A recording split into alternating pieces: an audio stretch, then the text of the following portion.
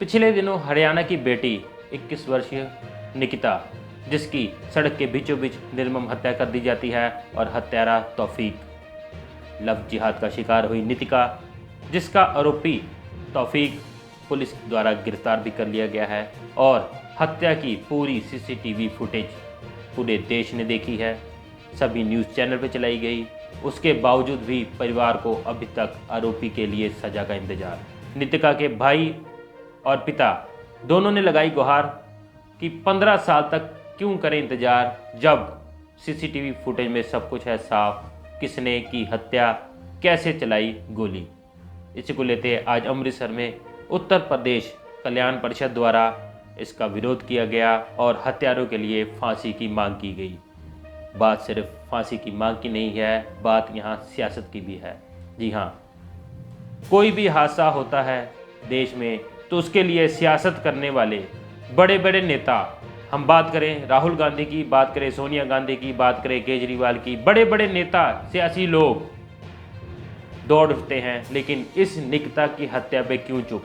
क्या वो देश की बेटी नहीं? देश की हर बेटी के बीच, देश की हर बेटी के लिए आवाज़ उठाने वाले आज चुप क्यों? आज छोटी छोटी संस्थाएं इसके लिए आपराधिक सजा की मांग कर रही हैं, फांसी की मांग कर रही हैं, पर राजनीतिक रोटी सेकने वाले अभी भी चुप।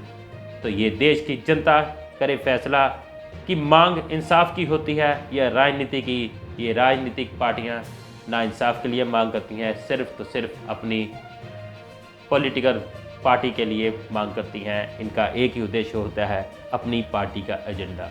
तो हम फिर बात करते हैं निकिता की हत्या के बाद उसके आरोपी पुलिस हिरासत में हैं, परंतु अभी तक उनकी सज़ा नहीं दी गई।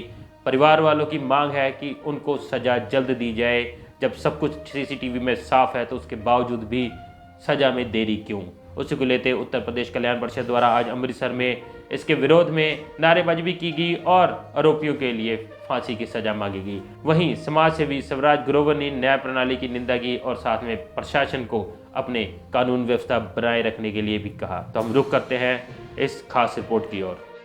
निकिता के हत्यारों को फांसी की मांग सड़कों पर आई। उत्तर प्रदेश कल्याण परिषद की अगुवाई में पैदल मार्च कर किया विरोध। राष्ट्रपति सम्मान पाने वाले शिवराज ग्रोवर ने सरकार को चेताया, समाज को समझाया।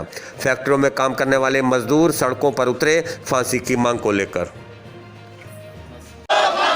निकिता के कातिलों को फांसी दो, फांसी दो। निकिता के कातिलों को फांसी दो, फांसी दो। निकिता के कातिलों को फांसी दो, फांसी दो। हिंदुस्तान जिंदाबाद। निकिता हम शर्मिंदा हैं, तेरे खातिर जिंदा है। निकिता हम शर्मिंदा हैं, तेरे खातिर जिंदा है। निकिता हम शर्मिंदा हैं, तेरे खातिर जिंदा है। निकिता के कातिलों को फांसी दो, फांसी दो। निकिता के कातिलों को फांसी दो, फांसी दो। नारी अबला नहीं सबला है, नारी राख नहीं चिंगारी है। बेटी की हत्या लोकतंत्र की हत्या, अपराधियों को देश निकाला दो, चिता पर धरता लोकतंत्र। ये हमारी बहन निकिता के हत्यारे, फांसी की सज़ा मांगता है भारत। तो ये बैनर हैं और ये लोग जो हैं ये अमृतसर के रहने वाले हैं, अलग अलग यहाँ पे हर मजहब के यहाँ पे लोग हैं। और मैं बताऊँ उत्तर प्रदेश कल्याण परिषद से जुड़े यहाँ पे लोग हैं और यहाँ पर शिवराज ग्रोवर मैडम जी पहुँची हैं, जिन्होंने राष्ट्रपति अवार्ड मिला है और कई सीएम उन्होंने पुरस्कृत कर चुके हैं, महिलाओं के लिए उत्थान के लिए काम करती हैं। तो हमारे साथ यहाँ पे सुग्रीव सिंह है, राम भवन गोस्वामी हैं और स्वराज जी हैं और सभी साथी हैं यहाँ पे और मांग कर रहे हैं निकिता के हत्यारों को फांसी दो। तो सबसे पहले हम स्वराज ग्रोवर से बात करेंगे। मैम, ये बताइए कि देश में कानून लचर है या लोगों की बुद्धि भ्रष्ट हो गई है? दोनों बातें हैं। देखो, एक तरफ तो हमारा देश जो है वो बेटियों के लिए समर्पित है, बेटियों की, कन्याओं की हम जो है वो पूजा करते हैं। वेदों में जो है वो बहुत एक बड़ा स्थान दिया गया है और परमात्मा के बाद अगर कोई आता है तो नारी आती है, बेटी आती है, जो कि इस सृष्टि को चलाती है, सह संचालिका कहते हैं। और उसके साथ हमारी ही बेटियां जो हैं वो सुरक्षित नहीं हैं, घर से बाहर निकलती हैं तो पता नहीं वापस लौटेंगी या नहीं लौटेंगी, और उसके बाद जो है वो उनको ख़त्म कर दिया जाता है। तो ये व्यवस्था जो है, ये दोनों ही, मैं तो सोचती हूँ कि बहुत ही लचर व्यवस्था है कि आज हमारा ही देश, हमारा भारत, जो कि ऋषि मुनियों का देश, और यहाँ जहाँ की नारियाँ जो हैं वो वेदों की ज्ञाता रही हैं, और आज वही जो है वो पुरुषों के कहना चाहिए हिंसा का शिकार हो रही हैं और पुरुषों को ही जो है वो जन्म देने वाली हैं।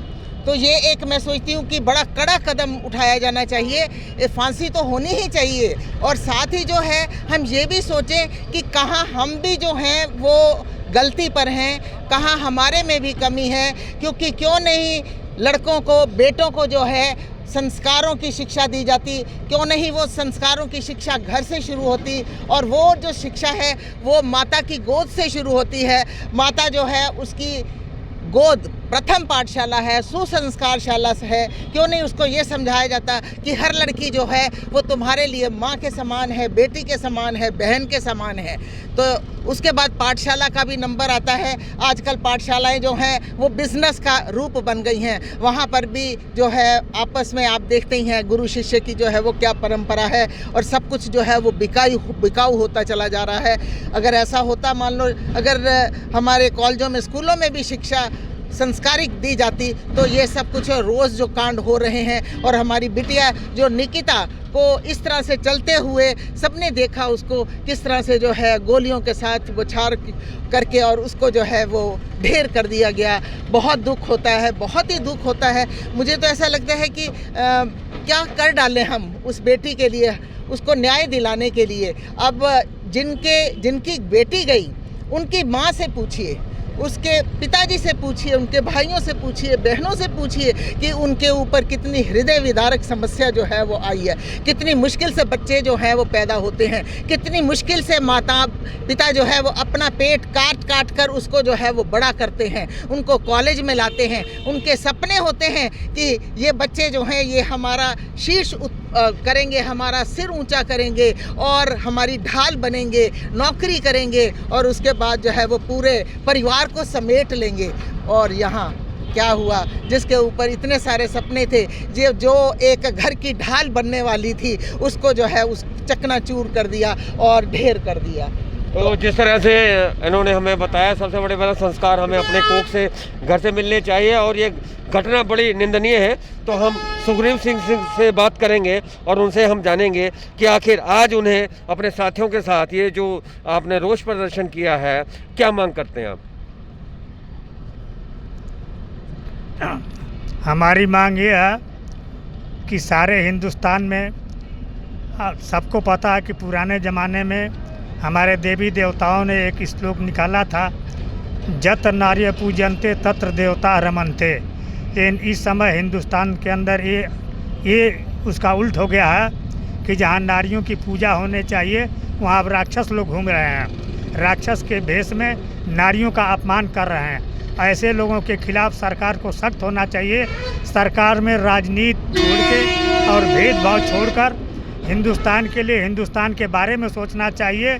जब तक वो पुरानी संस्कृति हमारे देश में लागू नहीं होगी कि जत्र नार्य पूजन्ते तत्र देवा रमन्ते, तब तक हिंदुस्तान का सुधार, हिंदुस्तान का कल्याण और हिंदुस्तान का जो है तरक्की नहीं हो सकती है।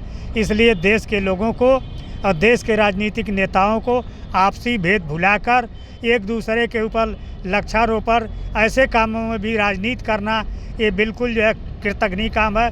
देश के प्रति जो है कृतज्ञता है, तो देश के नेताओं को देश के प्रति कृतज्ञता अपनाना चाहिए और देश के तरक्की के लिए सबको एक साथ लेकर और ऐसे राक्षसों के लिए सख्त से सख्त कानून भारत सरकार को बनाना चाहिए।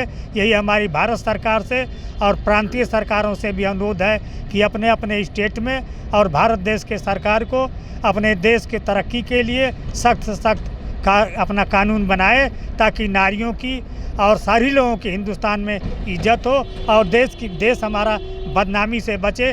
विदेशों में भी हमारे देश का मुँह जो है बहुत इस दृष्टि में शर्मिंदा होता है, तो देश के नेताओं को इसके बारे में सोचना चाहिए। धन्यवाद। तो सबसे बड़ी बात की है सुग्रीव सिंह ने, देश के नेताओं को इस बारे में सोचना चाहिए। और कानून की बात करें तो कानून तो बना हुआ है और 2 लोग जो इसमें आरोपी हो गिरफ्तार भी हो चुके हैं, लेकिन कानून अपना काम करता है, FIR अपनी धाराएं का काम करती है, लेकिन गवाहों के अभाव में छूट जाते हैं। कहीं ना कहीं सियासत रंग लाती है और इस मामले में जो आरोपी है निकिता के हत्यारे हैं वो भी सियासत से तार कहीं न जुड़े हैं। उनकी जो बहन है, उनका जो ससुराल है वो एक मंत्री परिवार का ससुराल है। तो हम इसमें बात करेंगे सारे विरोध प्रदर्शन करने वाले राममोहन गोस्वामी से। राममोहन गोस्वामी जी, 2 टूक शब्दों में ऐसे लोगों को क्यों ना सड़क पर खड़े के जो बाहर के विदेशों में सजाएं दी जाती है, काट दिया जाता है, गोली मार दी जाती है, ऐसी सज़ा भारत में बलात्कार और रेप को लेकर क्यों नहीं?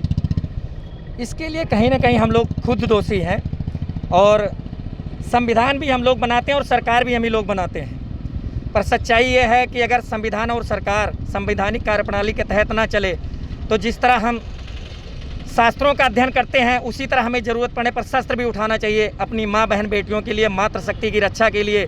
अगर कानून प्रणाली ढीली चलती है तो चाहे उसके लिए हमें शस्त्र उठाकर जो भी दोषी हैं उसके लिए बगैर भी किसी प्रकार की परवाह किए हमें उनको सख्त से सख्त सज़ा हमें खुद देनी पड़ेगी। तो यह है तौसीफ खान और रेहान खान की कहानी जो ये पोस्टरों की ज़ुबानी है। जैसा कि आप देख सकते हैं ये पोस्टर है, नारी अबला नहीं सबले, सारी कहानी यही है। निकिता के हत्यारों के ये पोस्टर लेकर ये यहाँ पर अमृतसर गुरु रामदास की बसाई नगरी, आज यहाँ पर तारा वाले पुल पर ये रोज़ प्रदर्शन हो रहा है और मांग केवल यही है जो पोस्टर में भी लिखा है कि इन्हें फांसी होनी चाहिए। तो हम आपको बताएं कि जिस तरह से यहाँ पर रोष प्रदर्शन हो रहा है और जिस तरह से यहाँ पर फांसी की मांग हो रही है, तो मैं समझता हूँ कि देश के सियासत और देश के सरकारों को इस बारे में देखना होगा और ऐसे जघन्य कानून को लेकर कहीं कड़ी से कड़ी सज़ा देनी होगी ताकि ऐसे घटना की पुनरावृत्ति ना हो। तो ये थी स्पेशल रिपोर्ट मनोज भगत के साथ सफर शुक्ला की। आप देख रहे थे लाइव भारत, देखते रहे लाइव भारत। जय हिंद, जय भारत।